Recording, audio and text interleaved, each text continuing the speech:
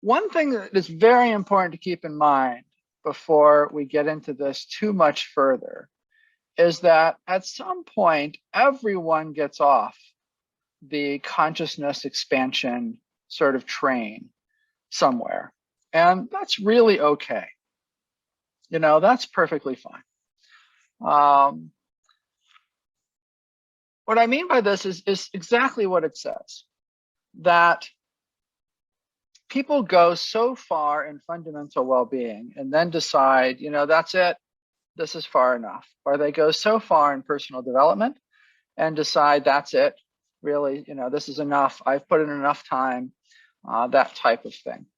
So on our side, we don't care at all where you choose to get off.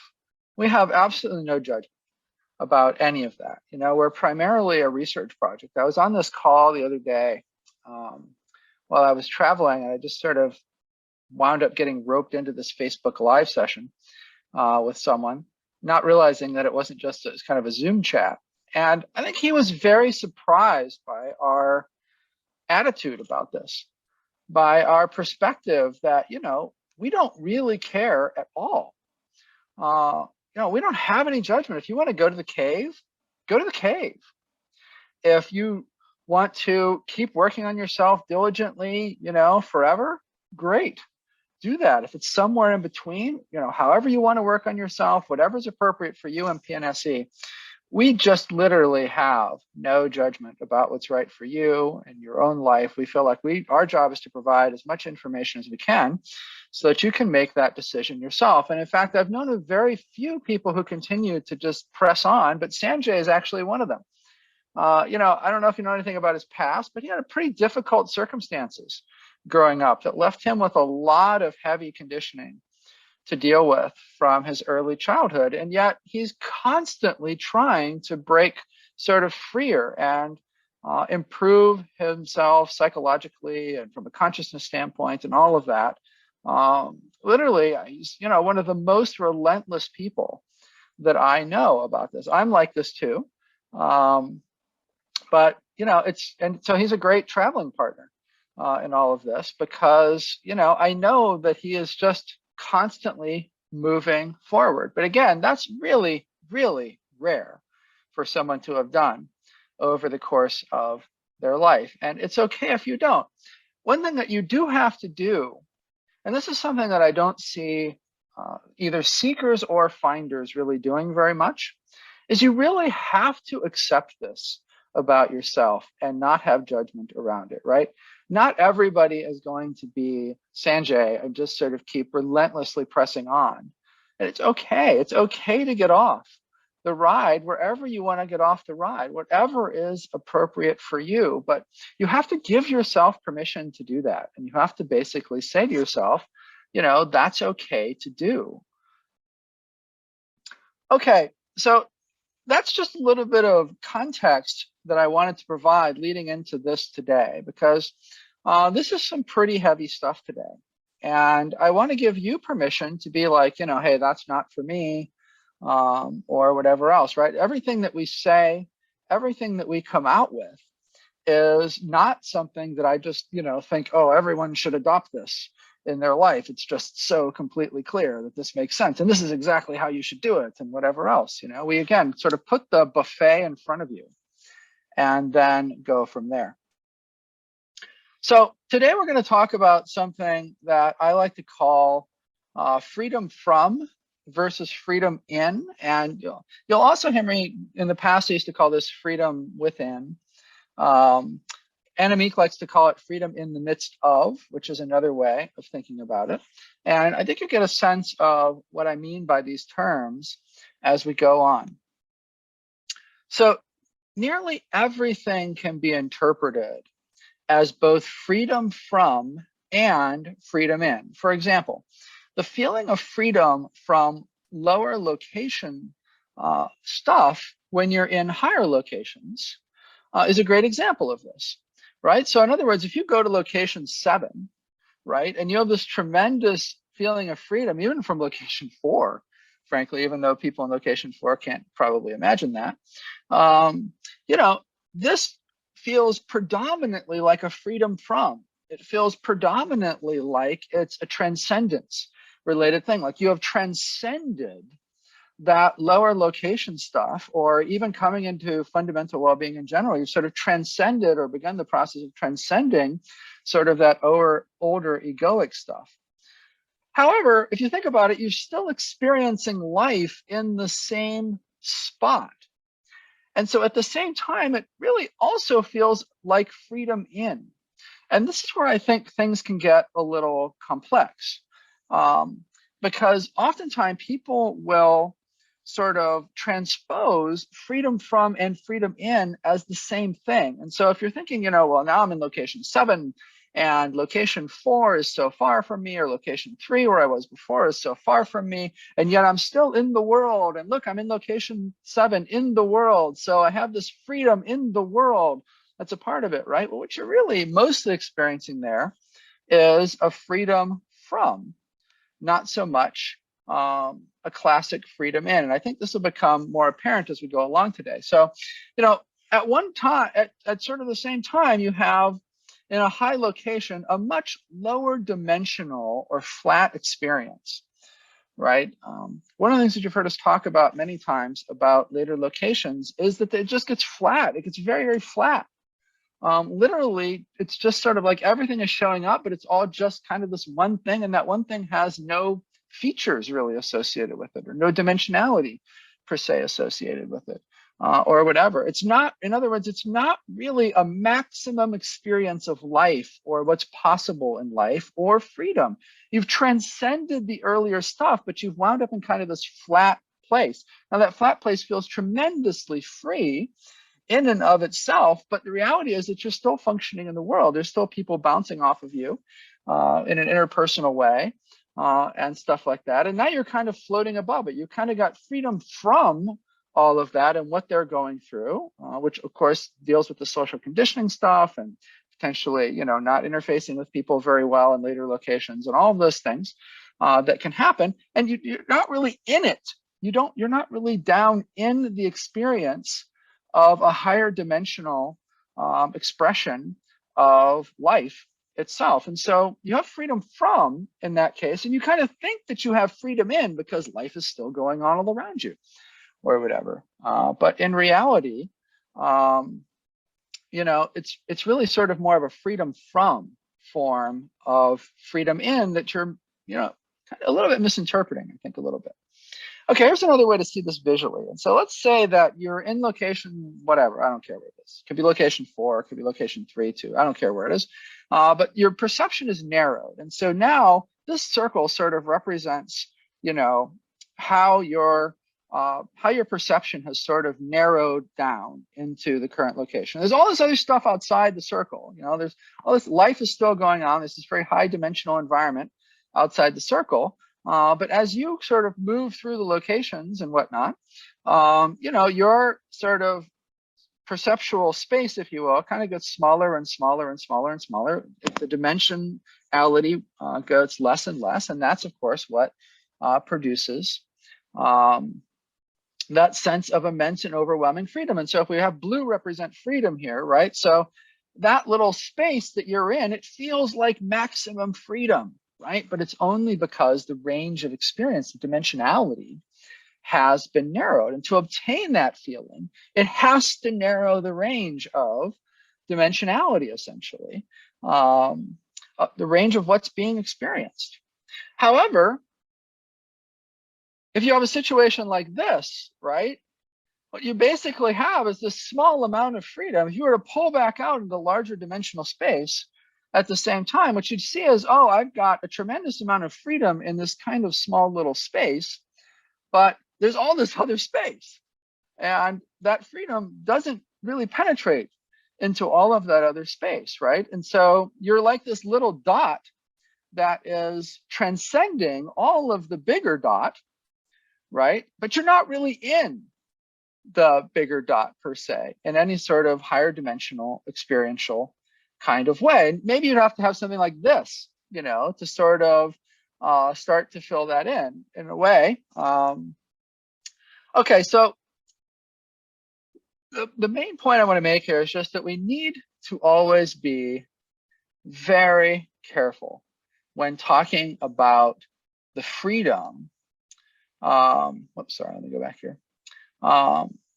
Because we need to keep in mind that freedom from is always its own limitation. There just isn't an exception to that. And it's simultaneously its own blind spot about that. It's freedom from some aspect of experience. And so just keep this in mind as we go through today. I just wanted to have a few caveats up front before we go into the main bulk of our content. All right, so let me just set the stage sort of with those ideas.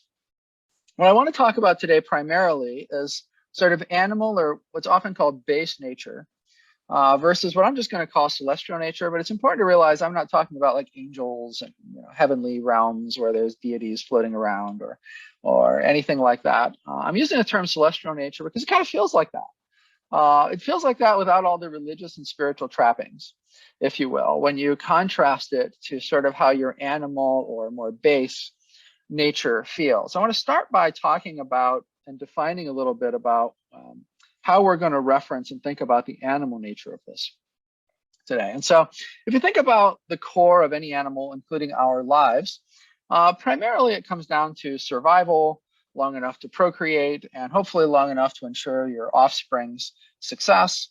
And then you're kind of redundant at that point. The body starts to break down. Life basically says, okay, your body can decay now. You're not really that important anymore. You get old, things fall apart.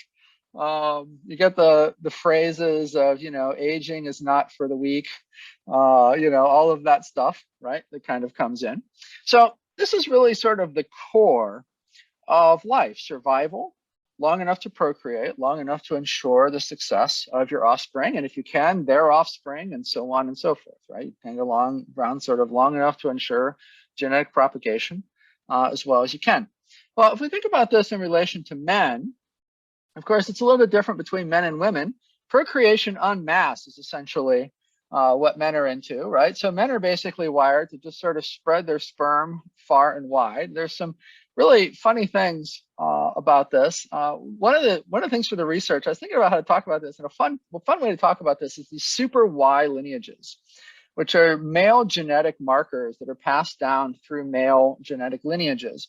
And more or less, there are the dynasties of the world have left their own genetic imprints in a disproportionate way on our population. So we don't think about this, but in Genghis Khan's old territory, more or less 10% of the men in his territory have his genes, which is about 0.5% of the world, or about 16 million people as of 2010, the last time somebody did a study on that. And there are all kinds of other examples. There's a famous one from northwestern Ireland. There was this very dominant clan hundreds of years ago, and it's something like 1 in 5 men still have, sort of that ruler's genetic material.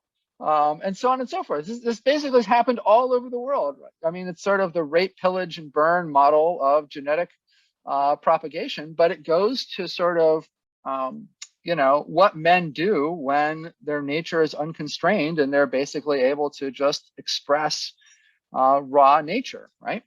And of course, a lot of that deals with the two primary sort of gender-related hormones. The male one, of course, being testosterone, which is also well-researched for things like status seeking, dominance, aggression, lower empathy with other people, things like that. So the higher your testosterone, basically, the more of these things you have. So type A people, I used to be a type A person, and I definitely had all of those things in spades. And since the transition to fundamental well-being, one of the things that I've tracked is what I do all kinds of blood work every year on myself, like just like 20 vials of blood. It's like at a time. It's crazy. You go in to get your blood drawn, and the person that's drawing the blood is like, I think you've set a new record, right? And it's because I really want these markers from my physiology. And one of the things that I can tell you is that over time, my testosterone has gone down. And my estrogen levels have gone up as I've deepened into fundamental well-being. And we've never really been able to, do a hormone study or convince people to do a hormone study or whatever else. It's always one of the things that I've wanted to do, because I suspect that, I am in no way alone in that. Okay, so if we think about this from a testosterone or from a sort of gender-based hormone standpoint, one of the things that happens when there's a shift from the animal side of things to the celestial side of things is you see a reduction in all of this. It's really quite remarkable, and I'll talk about it a little bit more later, but I'm just going to stick a pin in it for right now. So what about for women? Well, the effects of estrogen on well-being are actually extremely well known in women, and more or less it comes down to fluctuations in estrogen. So the more your estrogen fluctuates, the more miserable you are, basically, as a woman. Women between puberty and 55, when sort of the average for menopause and whatnot kicks in, and you have a dramatic reduction in estrogen being produced and all that type of thing, are approximately 2 to 3 times more likely to have affective disorders. So, these are mood disorders, depression, things like that, which is huge compared to men, right? That's enormous. And if you look at the standouts among those women, what you see is that it's basically the women that have a greater fluctuation in their system in terms of estrogen. And so fluctuating estrogen basically amounts to increases in negative mood and anxiety. And that is especially true in terms of the monthly cycling that happens inside of a woman's system. It relates to this is all well-researched stuff, relates to stress response, emotional processing, cognition, mood regulation, overall depressive symptoms, sadness, hopelessness, guilt, anger, anxiety, so on and so forth, right? The interesting thing is that it seems like the best thing that you can do if you're a woman is basically supplement estrogen and keep it at a stable level that's relatively high. That's difficult to do before menopause, but there's a lot of doctors that work with older women that are past menopause to sort of boost their estrogen levels when they're not fluctuating so much, and those women, rave about that kind of stuff. So one thing to keep in mind from a sex hormone on the women's side is this estrogen stuff. So what else might relate to this? Well, there's a lot that goes into sort of the female animal side of things, and I don't want to be too these are, again, pretty well-researched things. They sound like stereotypes, but of course, stereotypes sometimes have a basis in sort of underlying reality. And so there is a lot of social conditioning that applies to sort of bring out women's and encourage women's nurturing, sweetness, kindness, sort of heart-centeredness, things like that. Of course, they're much more relationship-related than men. They're actually much more present-oriented than men. Men are much more future-oriented. There's all sorts of research around the differences between men and women. Well, one thing that's kind of interesting is that when you transition to away from this animal nature piece and towards what we're just going to, kind of tongue-in-cheek call the celestial side today, those socially conditioned enhancements often go. And in women, you see greater selfishness. Sometimes they realize this, sometimes they don't. There's often some cognitive dissonance around it. They'll often openly wonder, like, geez, I notice I'm like this. Doesn't seem like I should be like this. Doesn't seem like I used to be like this. And so, you wind up getting phrases and stuff like that mentioned. And so there is a change in women in kind of a fundamental way. There's a change in men in a fundamental way. And it seems to relate to sort of more of their base animal nature that is around survival strategies, procreation strategies, and survival and thriving of offspring type of strategy. So I want to talk a little bit about the celestial side of things. What are the celestial qualities? When I say that you can have a transition and you can have the animal side of you almost be turned off like a switch in the extreme. And you can sort of be thrown into this other category of experiencing, which is sort of more the celestial side of experiencing. What am I actually talking about here? Well, interestingly, this has been talked about quite widely in the spiritual literature, and it's often confused, I think, with PNSE itself.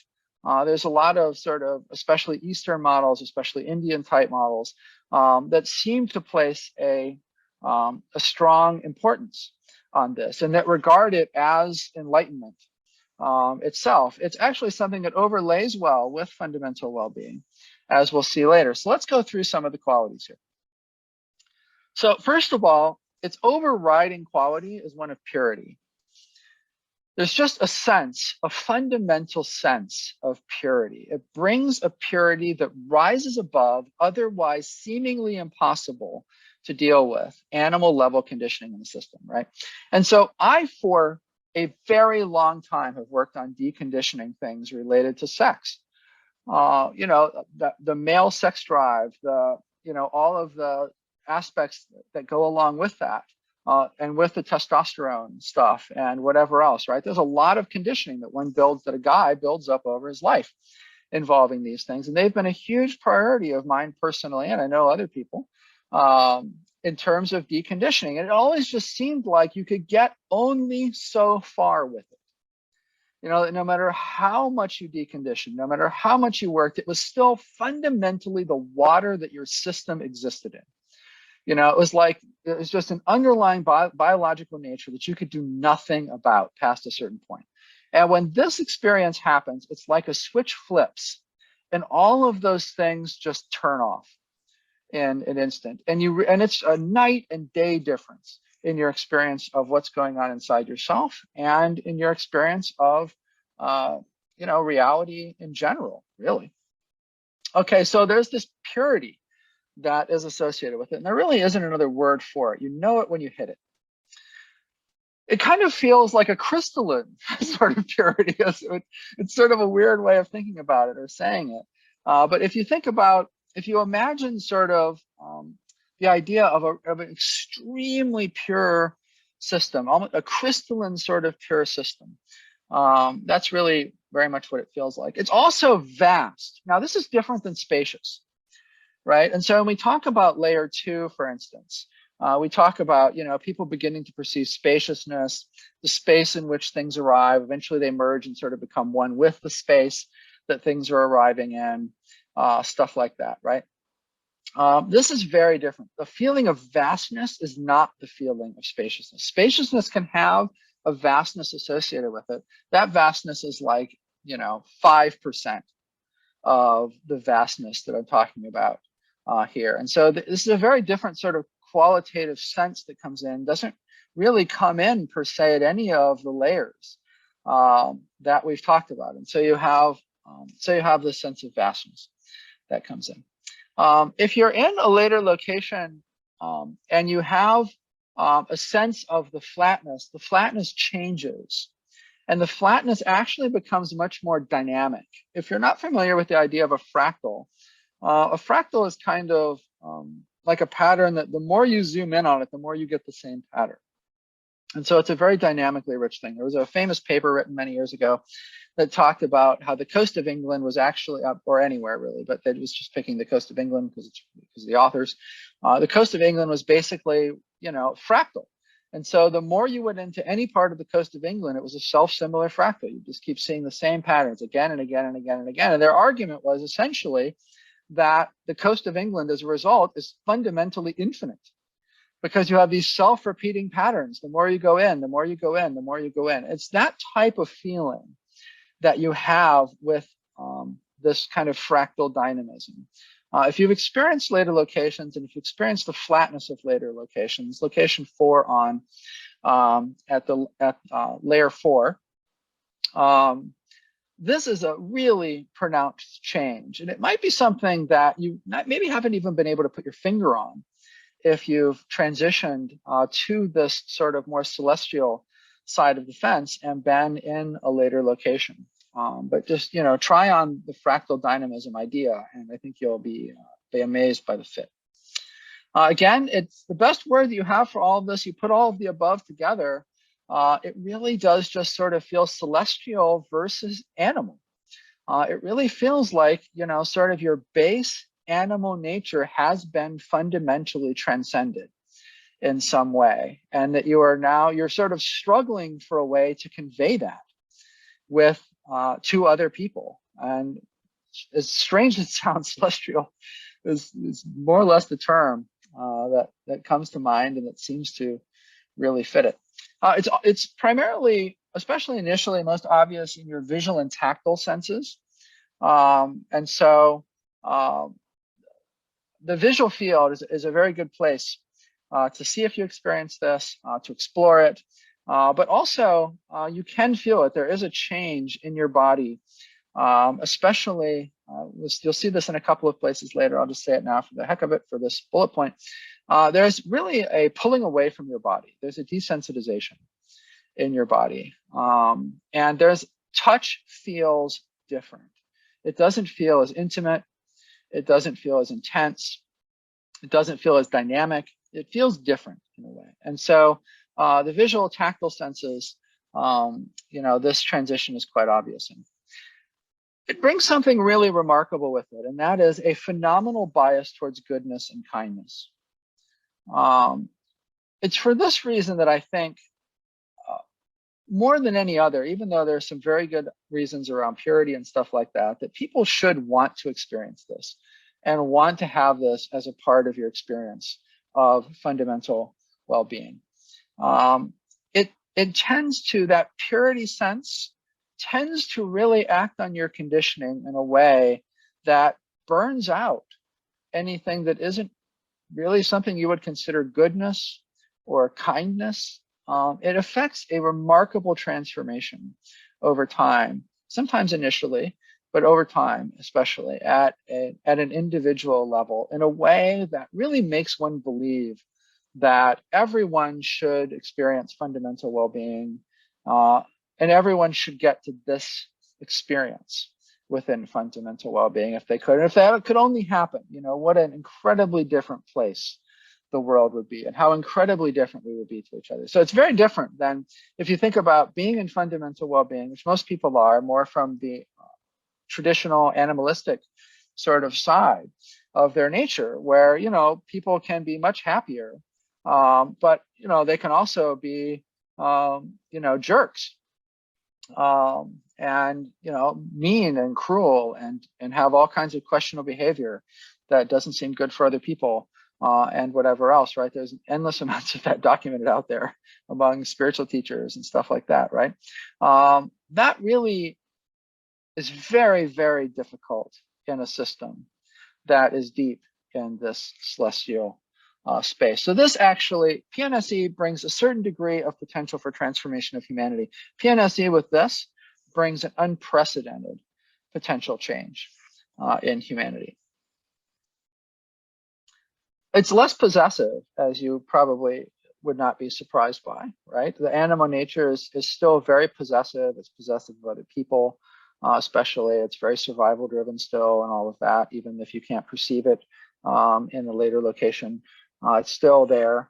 So you notice this possessiveness, this change in possessiveness as a result of this. The mind and emotions seem very small in the vastness. Now, you've probably experienced this, even if you've just been in location 2 and you've gone up to layer 2 in location 2 or layer 3 in location 2. You've experienced what it can be like to really get a lot of distance and a lot of space around your mind and your emotions at layer 1, and all of that stuff, right? This is on steroids from that experience. This is, again, that's like a 10% of what this vastness brings to mind and emotions. I mean, they are just very, very distant when you're really very sort of purely in this celestial kind of place. And that's also true for even your most powerful triggers to some extent. Again, there's a strong disassociation from body and bodily pleasure. And there's distance from conditioning and muted conditioning responses. Again, around the triggers and stuff. This is really quite remarkable because it significantly changes your system's interactivity with conditioning in the first place. And there's a lot more control that happens in your system from this distance. And so powerful triggers that would otherwise act out that you maybe feel like you've just never had any control over it before. That, you know, they just happen. They just take over the system and they just happen. And, you know, you can see them later and you have some understanding of what's going on with them and stuff like that. You know, with this, there's sufficient distance as they're arising to have, to be able to head them off for really the first time, probably in your life. And that's quite a thing. There's increases in synchronicity, manifestation, stuff like that. It reduces access to a range of your own psychological layers, as well as your ability to interpret and understand other people's psychological layers. And so when you get that distance from your own mind and emotions, you know, there's lots of pieces of yourself that are functioning in the world.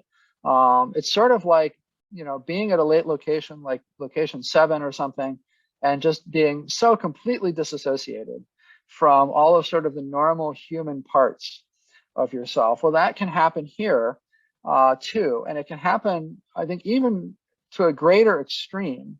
And you know, we depend on our ability to not just sort of see and understand that stuff in ourselves to operate efficiently in the world, but also to see it in other people, to be able to operate efficiently and effectively with them. And your perception, if you really root yourself in the celestial sort of spot, you lose that access to those things in yourself, and you lose that access to those things in others. And so there is, you know, a potential issue there.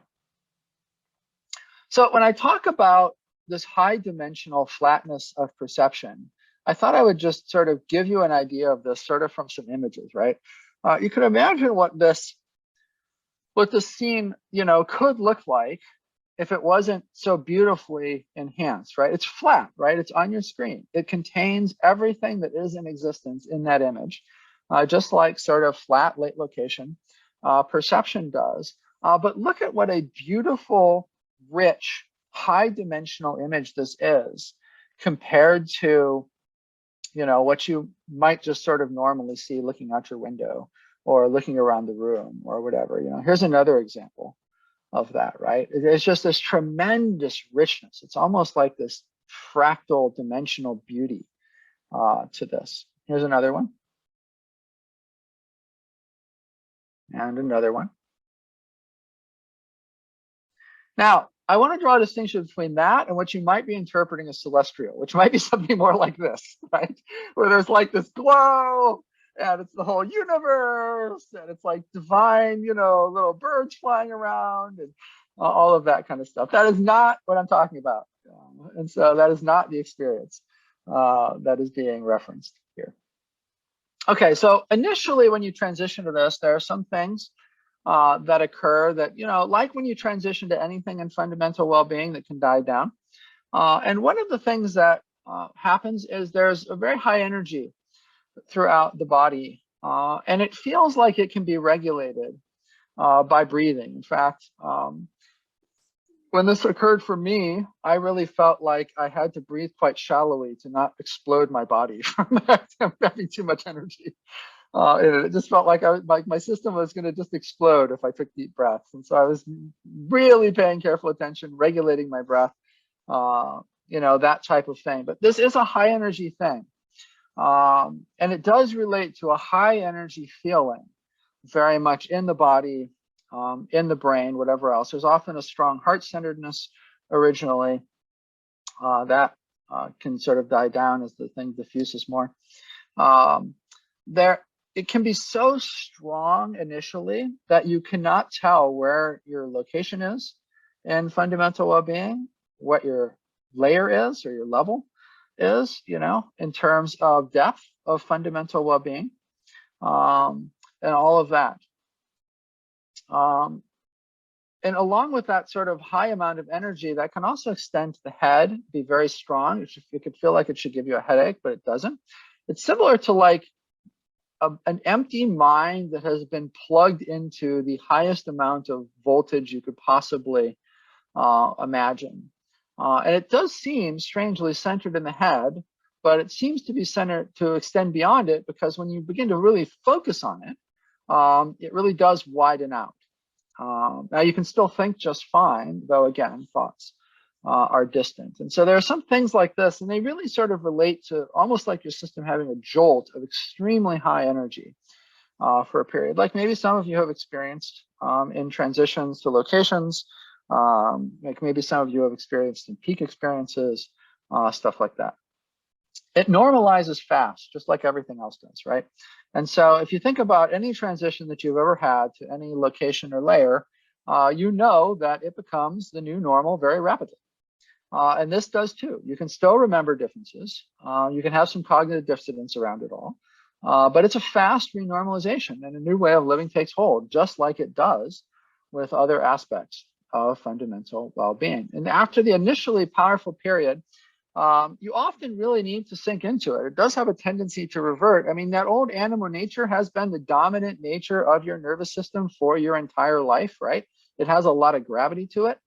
And I think that these two things really do suggest that there is some sort of weighted neurocorrelate, something going on in the nervous system that has not really been explored yet by us or anyone else from a neuroscience standpoint. There are interesting physiological differences, like having your mouth hanging open or having a jaw slack. How many times have you heard from certain traditions to relax your jaw, right? Or just allow your mouth to hang open or whatever. I didn't put this on the list for later, but later you'll see there's a whole list of things that these traditions have come up with because they seem to correlate to physiological differences that occur on the other side of this experience. And so, you know, let's face it, you look kind of goofy when you have your mouth hanging open, right? People tell you close your mouth. It's not polite, it looks silly, you know, whatever else. But it does actually enhance the effect. And so you can see why people would say, let that happen during your meditation, as if that might be something that could produce a shift into this. If this is what they believe you should be shifting into. There's a change in certain head and eye movements as well. These are a little bit more difficult to explain, but just, you know, just sort of be aware of that. There's, you know, the voice often changes. There's that reduced body sensitivity that we talked about. Anyway, I just want to say there's things that people notice about you. You know, this isn't one of those things like, you know, you shift into location 1 or location 2 or whatever, and you kind of go about your day and your spouse never really mentions it, and the people at work don't really notice it. And you feel totally different and you're wondering why in the world aren't these people really noticing these things? There are things, definitely things that are noticed right away as a result of this. Something else happens that's very interesting, and that is densities become more apparent, is the best way of saying it. And so kind of lower vibrational thoughts, lower vibrational emotions. And to be honest, all thoughts and emotions sort of seem lower vibrational when you're really sort of more purely in this place.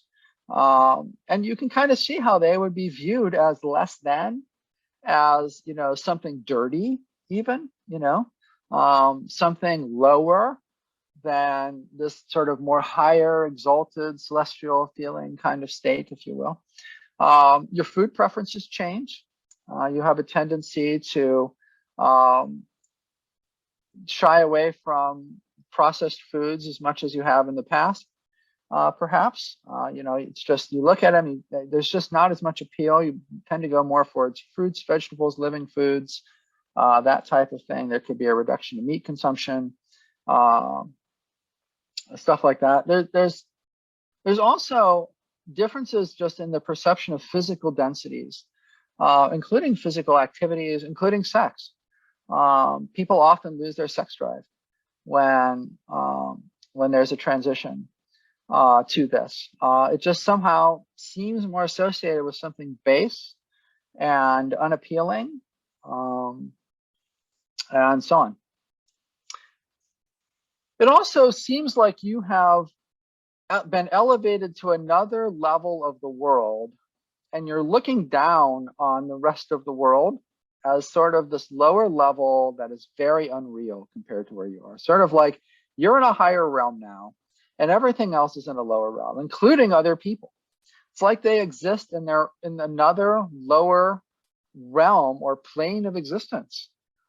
frankly. You feel like an alien kind of walking among them. If you think about that list of attributes that I gave you earlier, you know, that it's not so great necessarily for interfacing with other people. You're so distant from the layers in yourself and in them where those interactions can meet and happen and take place, that, you know, it can be an issue. You can, it seems, recognize others who are at the same place as you. It's like they're in your realm, which is very, very interesting. It's very difficult to say what the full breadth of this in terms of an overlay with fundamental well-being is, whether location one, layer one, or whatnot, you know. It's just, you know, I just really don't have the data from people that have talked about this in relation to that. And so, so we just don't know. But we do know that it can go across a lot of locations and layers, and that it changes the perception of those locations and layers. And that, you know, you can initially have active fluidity become difficult because, again, it can dominate your experience at the beginning. You cannot know where you're at in terms of location or layer without coming out of it a little bit. And so that can make you having a more active influence on your fluidity difficult. But if you've got automated sort of fluidity, that still seems to happen, at least to some degree. Now, as I mentioned, there's a strong historical precedence for all of this stuff, right? So you often heard, especially in sort of Indian, some Indian streams of thought and philosophy and stuff like that around fundamental well-being. There's a lot of purification ideas, right? Oh, you have to be a vegetarian. You have to abstain from, you know, sex. You have to, you know, really purify yourself morally and from a values standpoint and emotionally and mentally and all of that, right?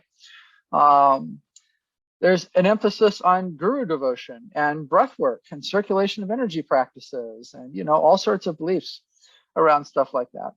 And if you're on the other side of this experience and you were asking yourself, okay, what do I need people to do to experience this? This is more or less the list that you'd come up with, right? If you think about the qualities that you saw earlier of this sort of celestial type experience, if you were to just take those qualities and make them a to-do list for other people to go do, pretty much it would be this to-do list, you know? The guru thing is the idea that you sort of need someone at this vibration to resonate with, you know, to get you there, essentially, right? And so clearly this is something that's been around for a very, very, very long time in human experience. There's a lot of things that have evolved in consciousness. There's a lot of evolution of consciousness that has happened, even over the last probably couple hundred years. But this is one of those things that seems to have been around for quite a long time. Okay, so how does it happen? Well, first of all, it can arrive with fundamental well-being either at any point. So it can arrive, you know, right when you transition to fundamental well-being when you're a little kid. It can arrive right when you transition to fundamental well-being when you're 90, you know, whatever, right? And you can have fundamental well-being first, like I did, and then you can transition into this later. And it can be an add-on to fundamental well-being.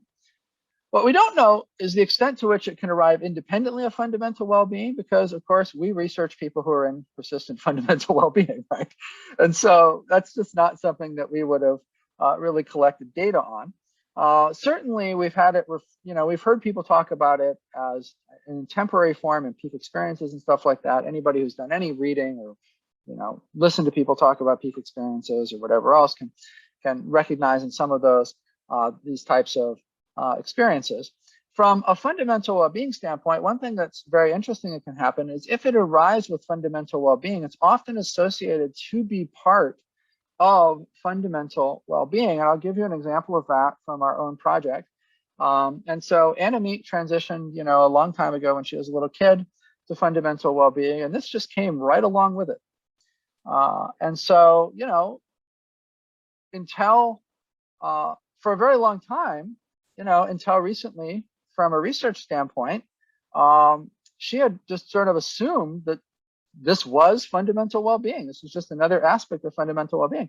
It was kind of confusing to her. You know, she didn't really understand why some of these qualities weren't in the lists of things that we were talking about in relation to fundamental well-being. Another one that I didn't put in the qualities list is light. There's a sense of, this has a sense of light about it, right? And so we'll talk a little bit about some of the utility associated with this. But if you sort of, have access to this experience and you kind of blend it with your normal experience of fundamental well-being, it can be very useful to sort of purify conditioning in a way, burn up conditioning in a way. And it can really feel like there's an aspect of light associated with that. And so she was always using the word light and this and that, and sort of around, especially around the awareness layer, which is, you definitely, if you experience this and you're in fundamental well-being and you have access to the awareness layer, that it really does a change at the awareness layer. You can really see that whole light thing in the awareness layer, but it's not universal. It just relates to this particular experience overlaying, fundamental well-being as it's experienced from the other perspective. And so you may have experienced, you may be on this call listening to us today, and you may be just like her and have, always thought to yourself, geez, I just assumed that was all part of fundamental well-being. Or you might have shifted into it and going into location 4 or something and just had it kick in location 4 and just assumed, oh, that's just part of location 4. I wonder why they don't talk about these other things. Well, it's because it's really not a default part of location 4. It's a part of this other thing sort of overlaying with it. So it's reportedly happened by, of course, devotion to someone who experiences it, or an idealized representative symbol of it, whether that's some God form or some geometric image or, whatever it is, like, something that's designed basically to represent this, that is felt to have kind of a vibrational representation of it, or whatever. And, kind of trying to vibe with that, however you want to think about it, whether you want to think about that as devotion or however synchronizing your vibration with it, or however you want to. It's tough to say that without sounding completely non-woo-woo, right? Another way is physiological releasing. And so this was probably I'd say this was the most instrumental part of the transition for me. It's probably like 80% physiological releasing or 70% physiological releasing and 20 to 30% sort of vibing with somebody who is in it, if you will. And so it has become apparent to me recently, in recent months, that physiological releasing is not something that we have covered to the depth that we need to in any of these programs. And that was a surprise to me because I thought it was covered adequately. But just in feedback from people, I've been learning that no, you didn't get it.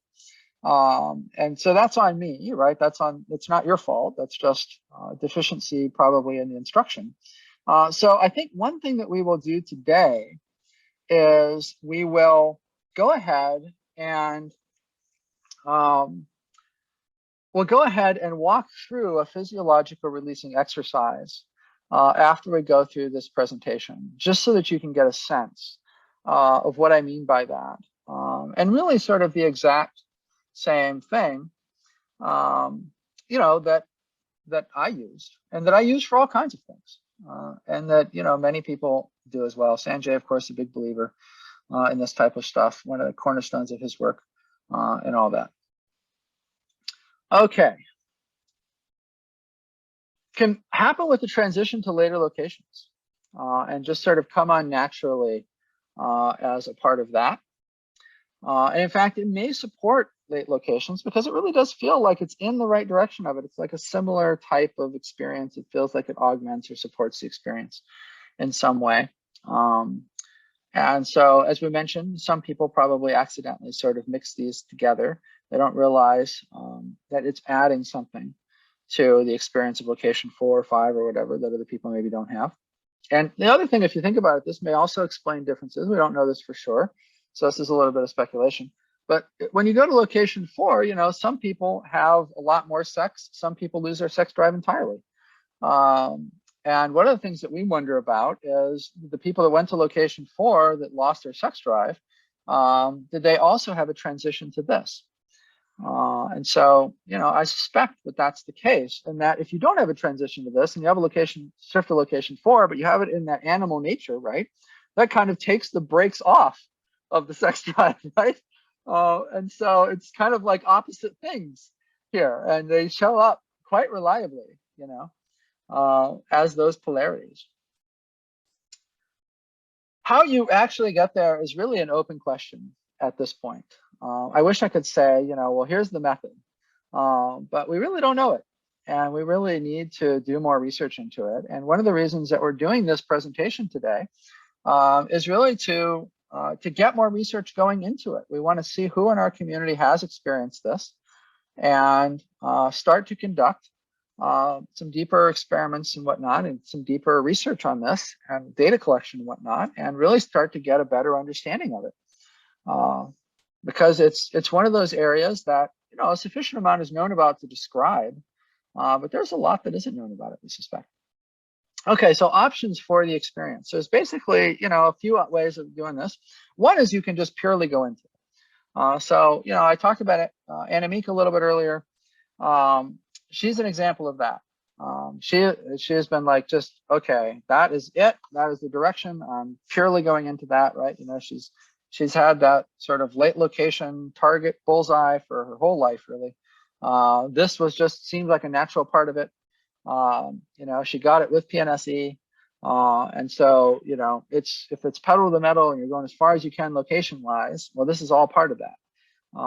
And so I'm just going to call that sort of the pure experience of it, right? It's making the decision to leave the animal nature completely behind, and to just really center your experience from this axis anyway, in the direction of this celestial orientation, as we're calling it today. Now, depending upon, one's orientation, it can be desirable on its own, frankly, right? And so this can be a great idea, this whole pure experiencing of it, right? If you have the view of PNSE, of fundamental well-being, that Annemiek had, then this is exactly what you should be doing, right? Basically, that purification, that enhanced body disassociation, that all fits with, and relates to late locations. So it may even enhance a potential range on the far side in fundamental well-being. So if later locations are your thing and you're pedal to the metal, I just want to go out there, root in as far and later location as I possibly can, probably a good idea for you to, go into the pure and sort of center yourself also in the pure side of this. Now, an alternative view of that is that this could be viewed as too much loss of freedom in, if you will, freedom within, freedom in the midst of, right? All of that stuff that we talked about earlier. So freedom in the system in terms of what you're trading off in terms of experience. Well, it's basically exactly what we talked about earlier, right? The further you go location-wise, the more you're narrowing your perceptual range into the flatness. The good news of this is the flatness isn't totally flat. You get a higher dimensionality, the sort of fractal flatness. It's a prettier flatness, and sort of all of that. But it's still a tremendous loss of dimensionality. Orphaning huge chunks of your system. All of that from your subjective awareness, anyway. And so, for many people, and I would count myself in this category, it's a bit too much of a trade-off. And so the other option is really sort of a blended use case. And a blended use case uses its transformative, or really it feels like its purifying nature, to really shape the deconditioning process by bringing that into the experience of the lower animal system, if you will. And so once this is deeply experienced and you really sort of root into it, it does seem to be sort of persistently there and persistently transformative. However, you do, I think, still need to manage it, right? You need to be careful, probably for a long time, because your system is still really sort of going to be biased towards the old animal nature. And so If you're using a mixed, you can take out, you can sort of come out of this just enough that the purification aspects of it are reduced or halted. And what I'm talking about there is not so much just enough, but too much, right? And so imagine that you're in a system here and you're experiencing the celestial and you're experiencing the animal, and you're kind of doing a slider bar back and forth between them at any given time. Maybe you want to explore and go to later locations for a while. You slide it up more, way more into that pure celestial sense, right? The rest of the time you want to sort of live a more well-rounded life. You know, so you're sliding that down more into you're sliding the celestial down more into the animal side of things, the base side of things, however you want to think about it. You do have to be careful not to go too far, not to have it just sort of fully snap back into the animal and get locked there. You also have to be careful and ask yourself, really, you know, do you want to pull yourself so far to the celestial that the purification moment to moment that it's capable of producing on your conditioning as it's arising stops? And you're going to have to, if you've experienced this, then you know that that's basically almost a moment to moment kind of decision in terms of what's going on, what you need to do in your life in that moment, and sort of so on and so forth. But this is nonetheless something to keep in mind. Definitely, you know, sinking in and focusing on it remains a big deal. So it seems to be kind of a powerful covariate mix where this is available all the time, but not dominating and limiting the experience, right? And so you're not trading off access you're still trading off access to some levels. I don't know that there's a way around that. Unless you sort of fully go back to the animal side, there's pieces and parts of you that you're probably never going to get back in terms of what you experience. And you're probably not going to be able to spot those things in other people, right? And so again, it's the slider bar, it's the gradient. It's you having to decide really what is the trade-off. And it seems okay to actively experiment and decide on that mix. I think it very much can be like other aspects of fundamental well-being where you have to decide what you want to experience in your life and, you know, how fundamental well-being should best be shaped for your life, and then work towards that, focus on that, and focus on them, and so on. So, you know, I view this along those lines, basically. You know, an interesting example of this is from the standpoint of intimate connection, really, with others. And, you know, this could be your partner, and it could be sexually intimate and romantically intimate and stuff like that, but it's also just generally intimate, right? There is, in that pure celestial state, there is nothing intimate about your relationships with other people. There's just distance. And what's interesting is that,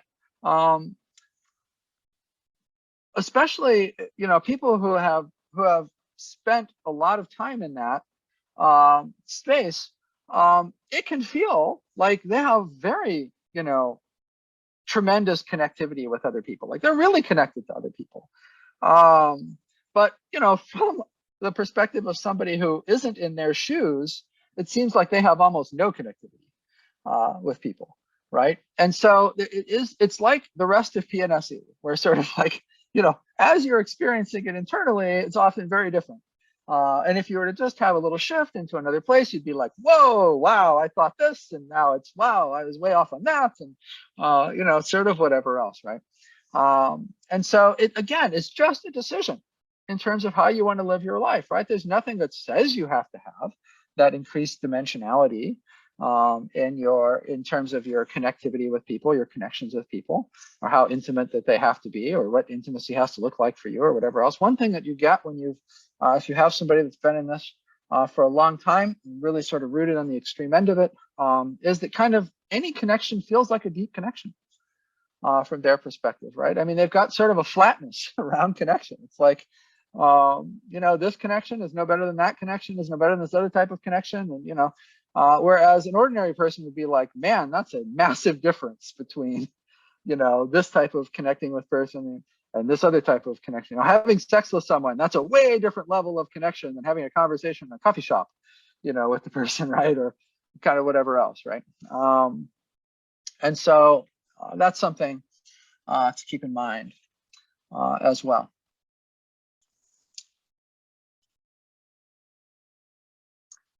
So to me, the blended side of it sort of is expressed well in this picture, right?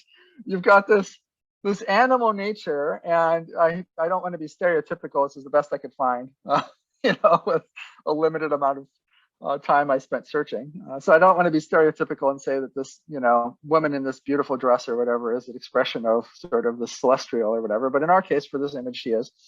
And, in a way, she's like taming that, this is like the mixed version of it, right? Where her purity is in some sense, spilling over into and taming this, what would otherwise be dangerous sort of wild animal type of instinct. So the most base side of how we might think about that as an example. And one of the interesting things about this is that I think it's one of the very few things that explains Abraham Maslow's description of his own plateau experience, which is his own PNSE, fundamental well-being type experience, right? And so, he talks about the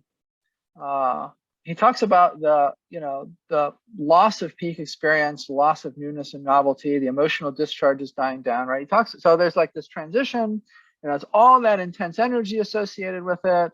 And then, that sort of settles down, essentially, right? And goes through the unit of consciousness stuff, tells us a little bit about, where he is and where he might be in terms of fundamental well-being and stuff like that. Possible to sit and look at something miraculous for an hour, enjoy every second of it. Of course, that could be many places. And fundamental well-being tends to be more serenity than emotionality. That could also be many places in fundamental well-being. But you could also see how it could relate to having this as part of his experience. And then there's this last paragraph, which is there's a sense of certainty about the plateau experience. It feels very, very good to be able to see the world as miraculous and not merely in the concrete. These plateau experiences are described quite well in many literatures. This is not the standard description of the acute mystical experience, but the way in which the world looks if the mystical experience really takes hold. You can go about your business as the great mystics did. You can run a grocery store and pay the bills, but still carry on the sense of witnessing the world in the way you did in the great moments of mystic perception. That last paragraph has always been it's a little bit difficult to fit into my fundamental well-being presentations. I just sort of shoehorn it in there, right? But if you take knowledge of this celestial piece and you add that to the experience of fundamental well-being and you look at that last paragraph, I think you really have what Maslow is describing there. The normal fundamental well-being, very much the more you go into later locations, the deeper you go into fundamental well-being, in some sense, the more concrete everything becomes. From an animal side of things get, increasingly concrete. And so it's sort of like, what is he talking about here? Yes, the ability to simultaneously see the miraculous and not merely the concrete. What does that refer to? Did he just not go very far in fundamental well-being? Or that is a really good way of putting the experience of this celestial overlaid with, a strong fundamental well-being sense. Okay, a couple of things to mop up with. So energy, this is a very energy-driven state. It's a very high energy-driven state. Often the people that experience it have intense periods of energy and intense periods of crashes. And so there's a tendency for things, especially things like caffeine, to positively affect it. If someone is experiencing this and they have too much of it, it can really sort of push them too far into the further hinterlands of this way of experiencing the world. But basically more energy in the system seems to enhance the effect. This is where you get all the breathing exercises as well. All of the visualizations to accumulate energy and manipulate energy exercises, all of those things. And then there's a question, I think, can it affect others? Most people who experience this feel that other people can feel it in them. That could result in a wide range of different reactions. But nonetheless, I think there is this sense, perhaps, that it can be felt by others. And that, I think, it folds back into that belief system around, well, maybe one way to, help other people to experience this is to have a resonance thing, basically associated with it. And so this is an open question. This whole can it affect others thing. You know, I don't think there's any definitive answer to that. There is certainly something to pumping your system full of more energy, whether you do that with breath or, you know, sugar or caffeine or, you know, more or less whatever. Okay. So I'm going to go ahead and do some questions. Annemiek has been pasting some questions into a chat for me here. Because again, I'm kind of on a limited system. And so one of the things that she transferred over is from someone that says, I've recently had that experience change. The term that comes is that it's a kaleidoscope. Yeah, I think it can be that higher dimensional thing, especially visually or whatever. You could probably use that term for it, not literally. It's not like it's, you know, colors are changing dynamically necessarily or anything like that. But you know, that's certainly possible if you think that you've sort of gone in this direction. And there's a question that comes on after that, which is this a location or a level? Maybe clarify this. So I'm not sure necessarily what you're asking there. Let's, I don't know. Would you like to pop in and let's see if my speakers are working. Let's see if I can hear you. And we can talk about it and try to figure out. Certainly feel free to if you're still with us and feeling especially not shy. Otherwise, you can also feel free to just type it in the thing.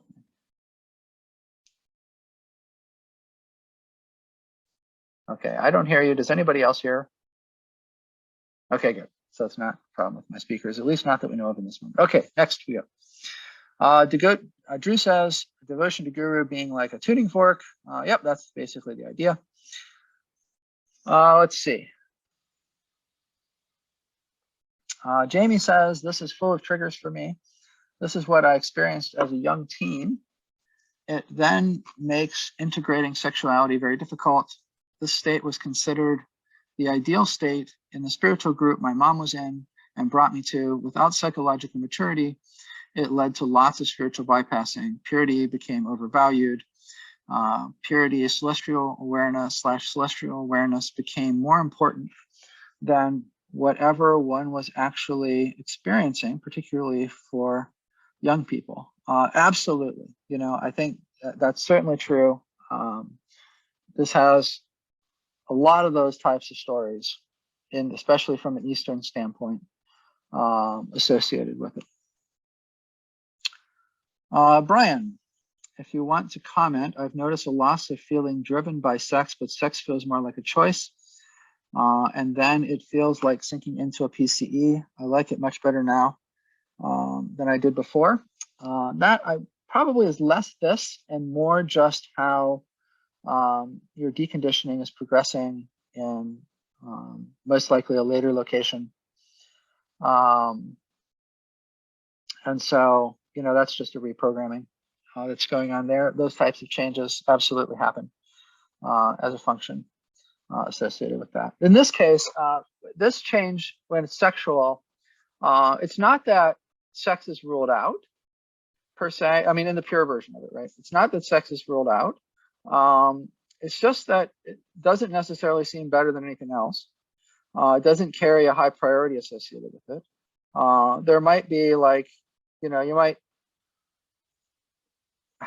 be with somebody and something might occur and you might be thinking to yourself, oh, wow, you know, I'm so aroused by that person right now. And you might act on that, or, you know, 10 seconds might pass and your system just moves on to whatever is in those seconds. And so it's sort of more of a thing like that in terms of how it's experienced. Go ahead. Yeah, actually, that's what I was trying to describe. It's kind of bizarre to watch it go away. It's like, you know, the idea is that it's really gone. I said no. It can just choose to, you know, make it happen, and then like really enjoy it, right? Yeah. And then when it's over, it's over. It's like, But there's a sense of not being driven. That's the key thing right there. Yeah, exactly. What do you think? How about the rest of the descriptions, Brian?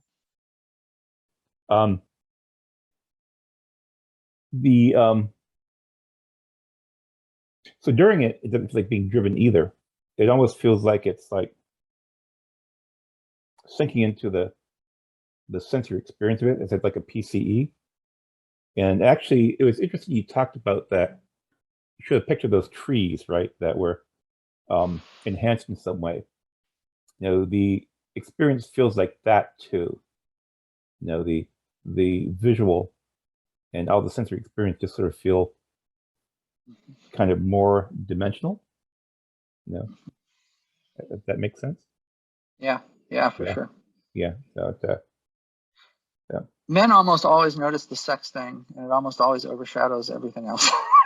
I don't think that's surprising. But... Oh yeah. Same was true for me. Okay, Vladimir.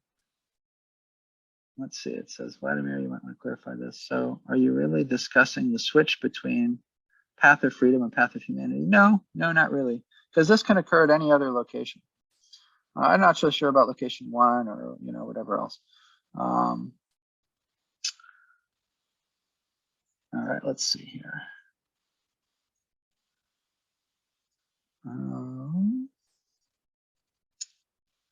Boris, Jeffrey, have you compared this to the 10 Fetter model? Some of these shifts, especially physiological, perceptual, seem similar to those explained there. The inquiry techniques developed there to encourage the shedding of layers involved in the sense of separation. Yeah, I think there is some potential overlap, and that's not surprising given the origin of the 10 Fetter model and sort of belief systems involving it and all of that type of stuff, for sure. Colette, you have a question? Yeah, thank you. So I'm confused because everything you've described has been my experience since as long as I can remember without fundamental well-being. And since the transition to fundamental well-being, it remains. So can you speak a little bit about that? Yeah, sure. I actually think that there's a couple of things, aside from scattering of reports like yours, there's a couple of things that seem to be able to happen that seem fundamental well-being like prior to fundamental well-being. I think this is one of them. We don't have nearly enough reports for me to be like totally confident about that. So I would love to collect some data from you around that to add to our very small pool, because it's the PNSE people, it's the fundamental well-being people that talk to us. And so the other one is peace. There is a deep and profound transition to peace that is different than sort of the way that we describe like location 1 shift to peace or whatever. But that relates to sort of the way some Christian belief systems describe peace. And that also sometimes precludes, in some cases by years, a transition to fundamental well-being. And so there are more of those people because, we cut a swath through Catholic priests and ministers and stuff like that were in monastics and stuff that were in fundamental well-being, right? And they would report that. They would report having thought that they'd really found it because they really had some sort of deep internal transition to peace. And then they had a shift to fundamental well-being, which made everything seem fine. Their peace was deep, but it wasn't like everything's okay at a deep level, no matter how paradoxically with, the rest of their life that was going on or whatever. But nonetheless, it was a big shift for them in the direction of peace. And they just assumed that the peace of Christ or the peace of the Holy Spirit or whatever their sect was, had come over them. And that absolutely predated fundamental well-being. And I think as we continue to research this, what we're going to do is collect more and more stories from people like you who also experienced this prior to experiencing a shift to fundamental well-being. And I think these are outliers that we wonder about. You know, is it like some partial shift that is occurring, you know, sort of ahead of the whole enchilada, so to speak? You know, it's an unknown. That's what I've assumed for many years. Ever since I encountered the first peace guy in Fort Wayne, Indiana, of all things, like, I don't know, 13 years ago or something. But we don't know. You know, we just don't have enough data, you know, to really know. We do know that this really is, you know, one of those things that, as Jamie mentioned earlier, is often assumed to be the target by some, you know, spiritual and religious type traditions. Though obviously it falls short of the whole experience. Thank you. Sure.